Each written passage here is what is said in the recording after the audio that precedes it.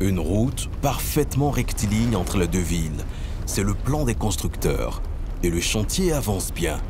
Les premiers kilomètres de route sont tracés et le bitume posé jusqu'à la hauteur du village d'Idjagba.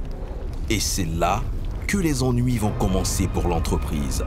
Car ici, la route doit traverser Igboagba, une forêt pas tout à fait comme les autres. La voie devait traverser en plein fouet, par le milieu de la forêt. Mais arrivé au niveau de la forêt Igboagba, on devait crasser, la voie devait prendre une trajectoire droite. Couper la forêt pour construire la route. Les habitants qui connaissent très bien les lieux en sont convaincus. Ce serait une très mauvaise idée, car selon les histoires qu'on raconte dans le village, Igboagba serait protégé par des forces surnaturelles. C'est un lieu où on adore la divinité Akba.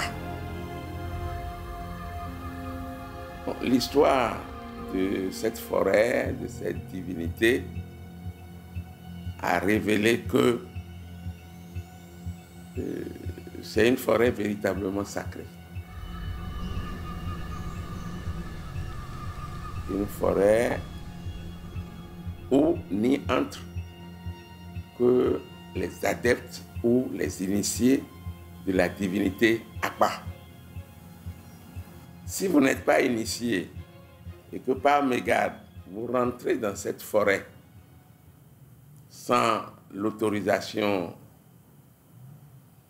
des dignitaires de ce culte, vous allez rentrer facilement, mais vous ne retrouverez plus le chemin pour y sortir. Les villageois multiplient les avertissements. Les sages, eux, vont tenter de raisonner le maître d'ouvrage. Les parents ont attiré l'attention du conducteur du bulldozer sur le fait que cette forêt-là est une forêt sacrée et qu'il ne faut pas pénétrer. Les gens lui ont demandé de ne pas s'approcher aux arbres qui se trouvent à la forêt, puisque ces arbres-là sont chers pour les fétiches et les esprits protecteurs. Les vieux lui ont dit, vous ne pouvez pas passer tout droit. Il faut essayer de côtoyer cette forêt-là, parce que c'est une forêt sacrée pour nous. Il y a toutes nos divinités dedans. Donc, il ne faut pas aller. Si vous allez, vous serez bloqué. Malgré les mises en garde, l'entreprise refuse de modifier ses plans. Les Blancs qui avaient gagné ce projet ne voulaient pas que la route soit contournée. Le Blanc a dit non, qu'il faut aller tout droit. Pour lui, tout ce que les gens lui racontaient sur cette forêt, c'est du faux. Pour les promoteurs du projet, tout cela n'est que superstition. Les ouvriers n'ont rien à craindre, pensent-ils, car les forêts sacrées, cela n'existe pas.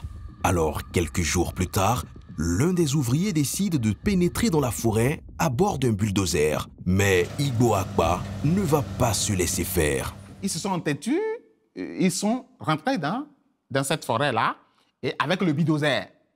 Et il y avait un ingénieur qui s'est entêté et qui s'obstinait à déraciner les arbres.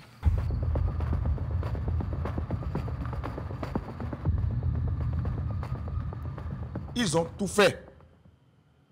Ça n'a pas marché. Parce qu'il y a même des arbres qui ont été coupés. Lorsque l'ingénieur coupe l'arbre là, pendant qu'il pense que c'est fini, que l'arbre devrait normalement tomber, ça reste encore debout.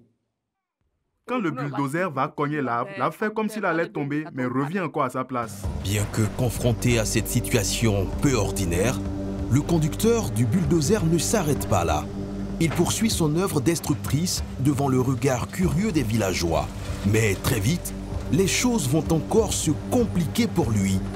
Alors qu'il est en pleine manœuvre, sa machine tombe en panne. L'engin est bloqué. L'engin ne peut plus travailler. Nous connaissons la force du bulldozer, mais une fois arrivé à un niveau donné de la forêt, ne peut plus fonctionner, aller de l'avant ni de l'arrière. Rien à faire, impossible pour lui d'avancer. Et ce n'est pas tout. Quelques minutes plus tard, l'ouvrier à bord commence à se sentir mal.